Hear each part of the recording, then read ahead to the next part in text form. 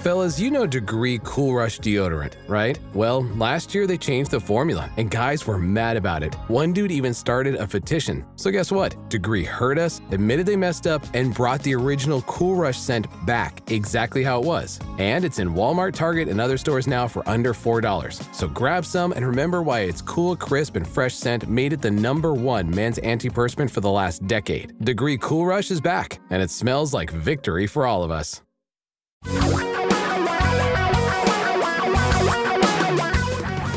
Reality radio for a really great future. We're talking real money. Hi. I have a question for all of you. You've heard of the 7 wonders of the world? You know, it's a big world. Why are there only 7?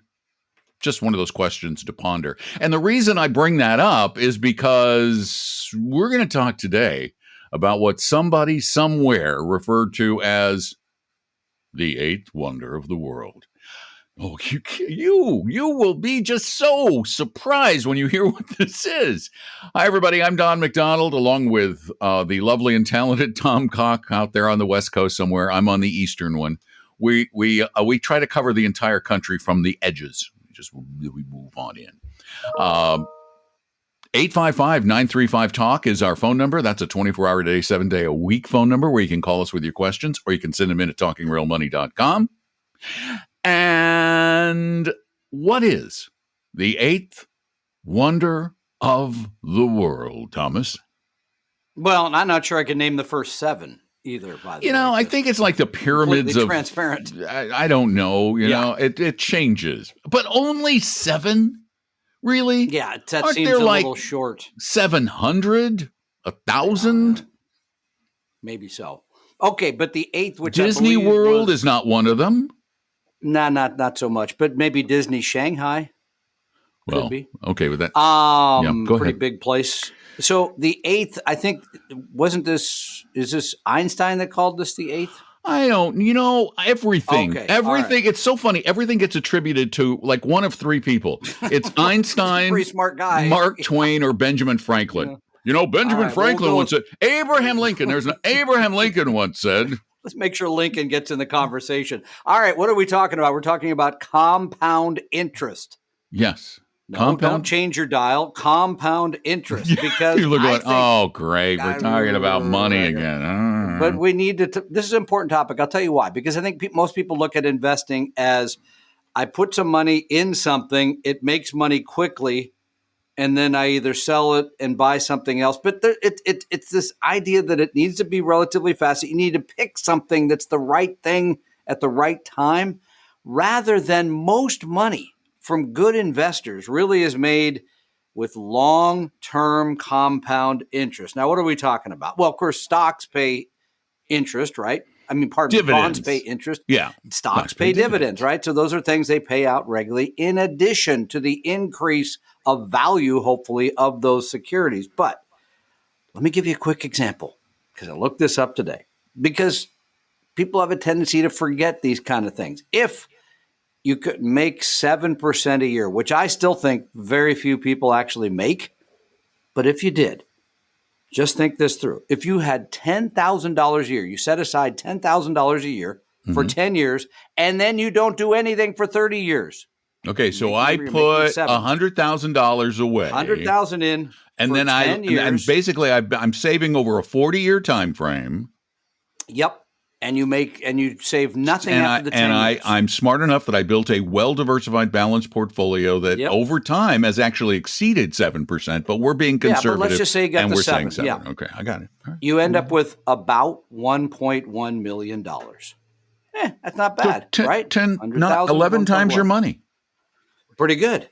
But let's just assume, I can't do the $10,000 a year. I can only do $2,500 a year for 40 years. I'm making the 7. You end up with half as much.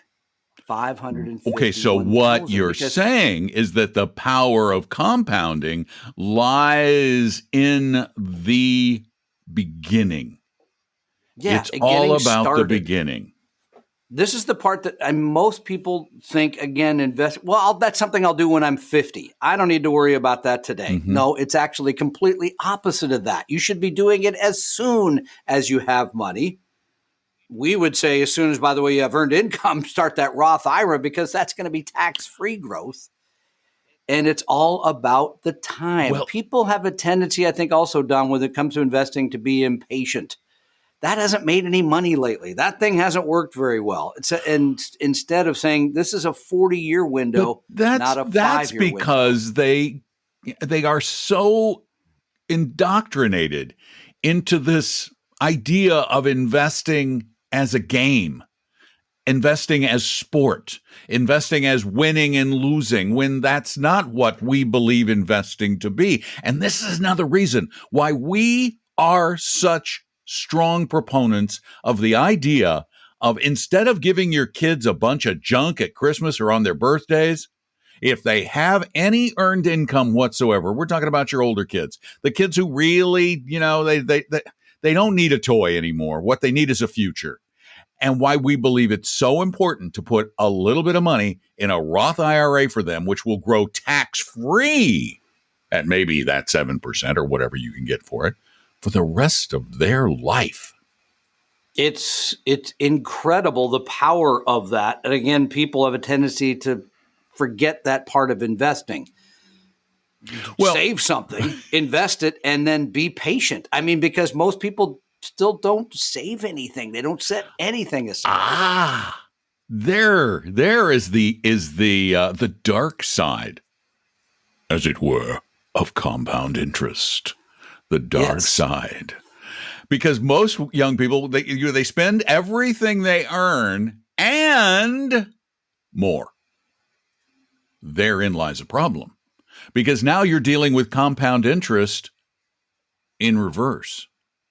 The power of compound interest can be used for both good and evil.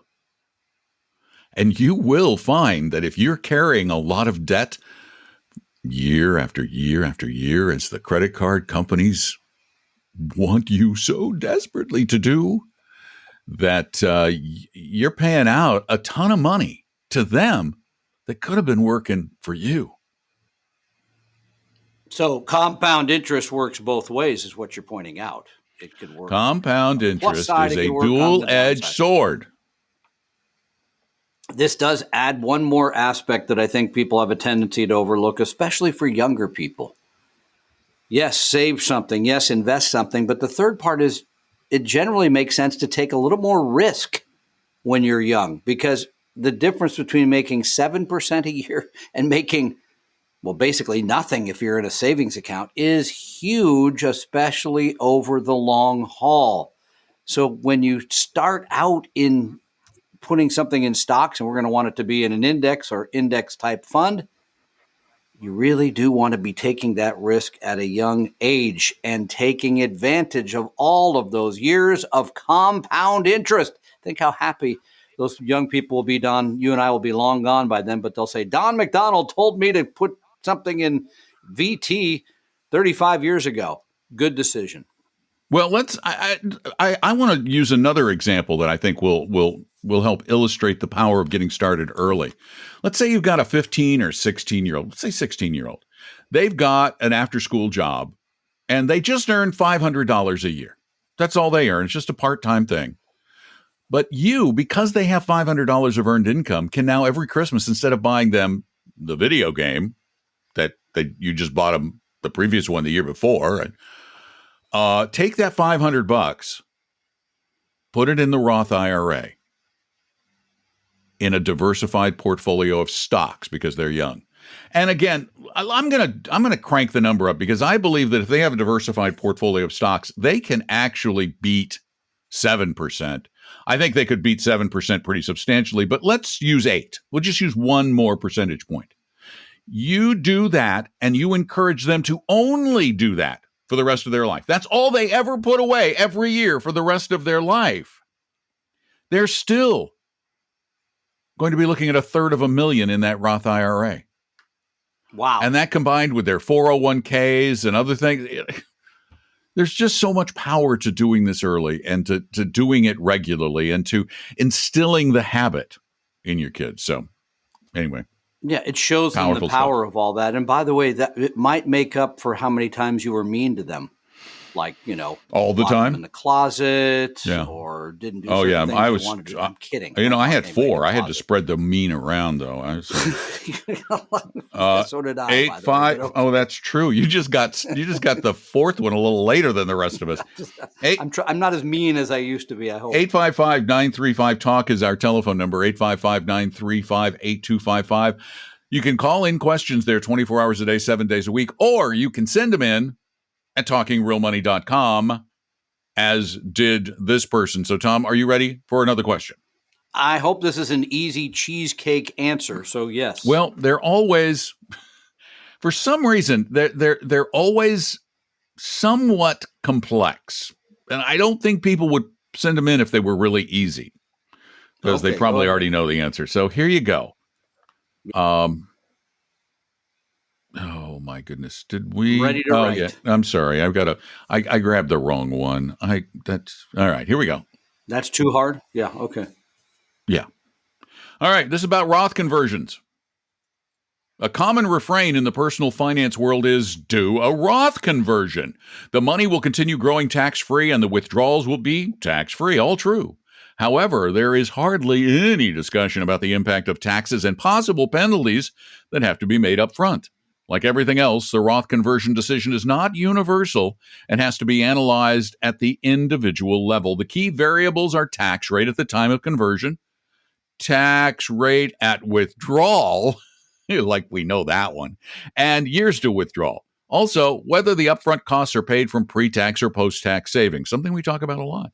I have not found a calculator that will address these issues. I created my own spreadsheet to measure cash flows and net future values, which illustrated the dramatic difference when using different variables. In my particular case, a Roth conversion is not advantageous. A simple example, converting $500,000 at the age of 55 will incur a withdrawal penalty and possibly a 25% tax liability. One would have to leave the funds in the converted Roth for a substantial period of time and have a higher tax bracket at withdrawal to break even and come out ahead. And of course, assuming speculative bets on future tax brackets and rates of return, your thoughts? Well, okay, first of all, if it's a conversion at a 25% tax rate, probably does not make sense. That's a pretty easy one to me. That's, okay. Number 2, generally conversions work best when the aforementioned tax rate is lower. So let's assume you retired early, and I'm saying early like in your early 60s, you have this big pot of pre-tax money. You've got now basically no income, right? Because hopefully you're not taking Social Security at 62 or so.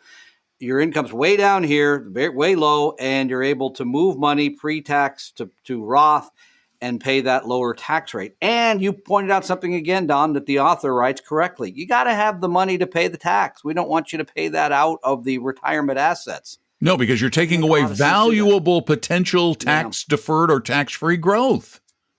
We just read a piece about this, and we may talk about it in an upcoming podcast or show, that this is something that people make the assumption that, oh, yeah, I should do Roth conversions. And a lot of advisors say, yeah, you got to do Roth conversions. It's not that simple. Michael Kitces wrote this piece that we just read, and he points out correctly.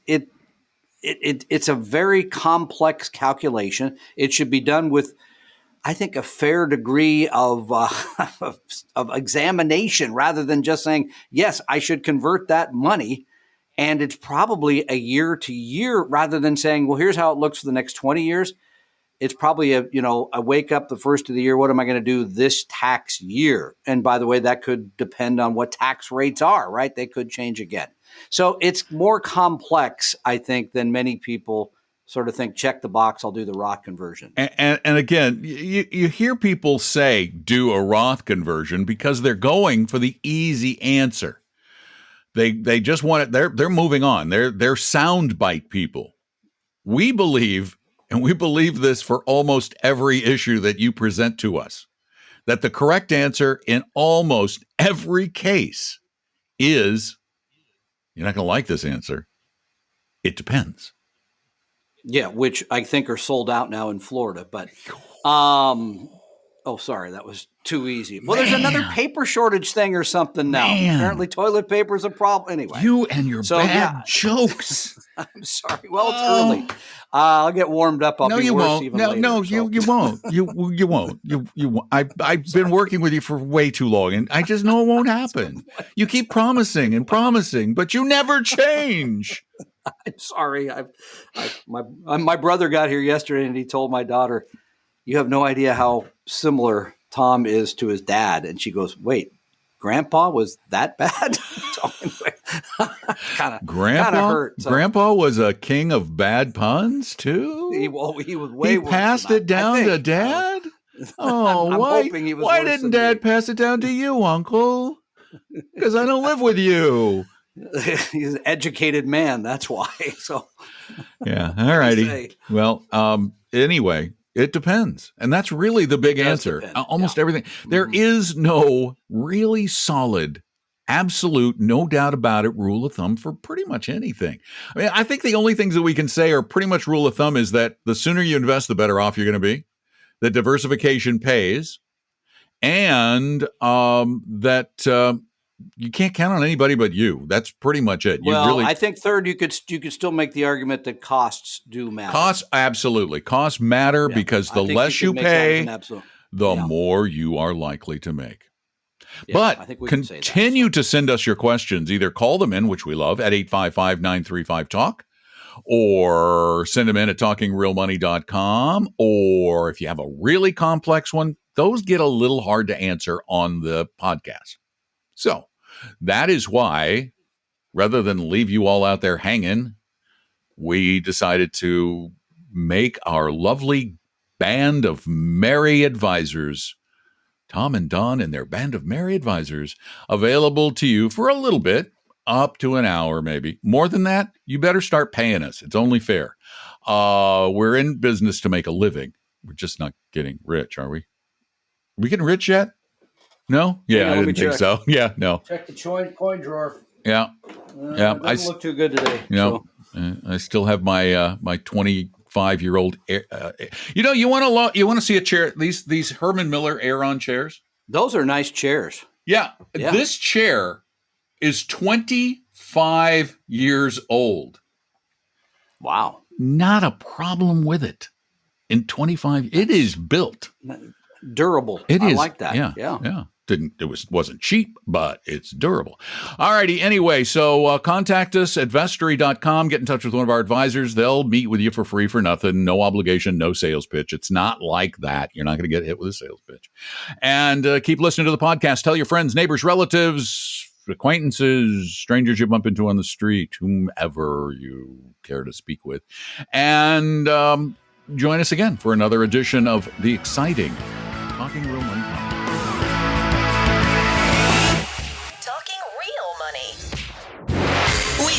That the information provided on Talking Real Money is for educational and hopefully enjoyable purposes only. Providing personalized financial planning or investing advice takes time, so please consult with a really good fee-only fiduciary investment, tax, or legal advisor. You know a good one. Investing must always involve risk. In other words, you can and probably will lose money at times.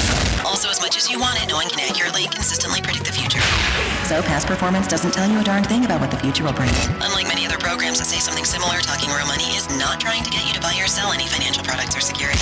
Instead, the program is provided as a public service by Vestory, a fee-only registered investment advisor. Thanks for listening, and please visit talkingrealmoney.com for more information and disclosures. That should keep the lawyers happy.